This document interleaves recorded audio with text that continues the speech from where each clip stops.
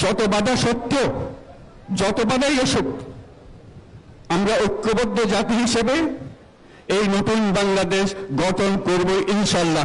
আজকে একটা অটুট ঐক্য গড়ে তোলার দিন এবং আমরা স্থায়ীভাবে এই ঐক্য গড়ে তুলতে চাই। ঈদের জামাতের এটাই আমাদের কামনা। যারা বাংলাদেশিরা আছেন পৃথিবীর বিভিন্ন দেশে, জাতির পক্ষ থেকে তাদেরকে আমরা বলে যাইনি, তাদেরকেও আমরা ঈদ মোবারক জানাচ্ছি। যারা হাসপাতালে আছে, রোগী বিভিন্ন কারণে ঈদের জামাতে যেতে পারেন নাই, তাদেরকেও ঈদ মোবারক জানালাম।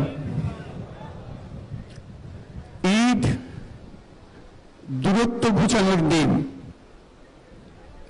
নৈকট্যের দিন, ভালোবাসার দিন। আজকে সেই দিনটা আমরা যেন গভীর ভালোবাসার সঙ্গে উদযাপন করতে পারি, সেই মেসেজ আমরা যেন সবার কাছে পৌঁছে দিতে পারি। আজকে একটা অটুট ঐক্য গড়ে তোলার দিন এবং আমরা স্থায়ীভাবে এই ঐক্য গড়ে তুলতে চাই। ঈদের জামাতের এটাই আমাদের কামনা। আজকে মোনাজাত হবে। মোনাজাতে আমরা অবশ্যই যেন স্মরণ করি, আল্লাহর কাছে প্রার্থনা করি আমাদের এই নতুন বাংলাদেশ গড়ার যারা সুযোগ দিয়েছে, যে বীর সন্তানরা আত্মাহুতি দিয়েছে, আল্লাহ যেন তাদের রূহের মাগফিরাত দেন, তাদের শান্তি দেন। আমরা তাদের মোনাজাতে সেটা যেন আমরা অংশ রাখি। আর মোনাজাতে যারা আহত হয়েছেন, যারা স্বাভাবিক জীবন থেকে বিচ্যুত হয়ে গেছে,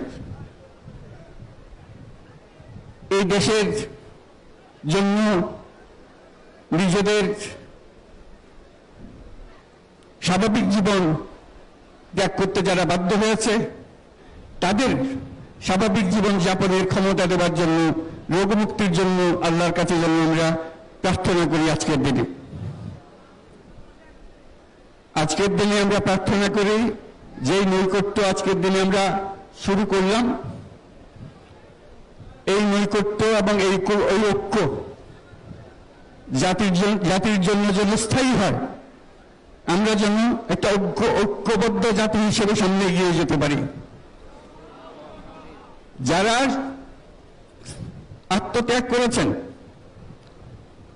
যারা নতুন বাংলাদেশের স্বপ্ন বাস্তবায়ন করার জন্য নিজের আত্মাহুতি দিয়েছেন, বেঁচে থাকলেও স্বাভাবিক জীবন যাপন করতে পারছেন না, তাদের স্মরণে আমরা যেন মোনাজাত করি আল্লাহর কাছে। আমরা অবশ্যই সেই স্বপ্ন বাস্তবায়ন করব। শত বাধা সত্ত্বেও যত বাধাই আসুক আমরা ঐক্যবদ্ধ জাতি হিসেবে এই নতুন বাংলাদেশ গঠন করব ইনশাআল্লাহ। এই মোনাজাতটা আপনারা সবাই মিলে একসঙ্গে করবেন। ধন্যবাদ সবাইকে। ঈদ মোবারক সবাইকে।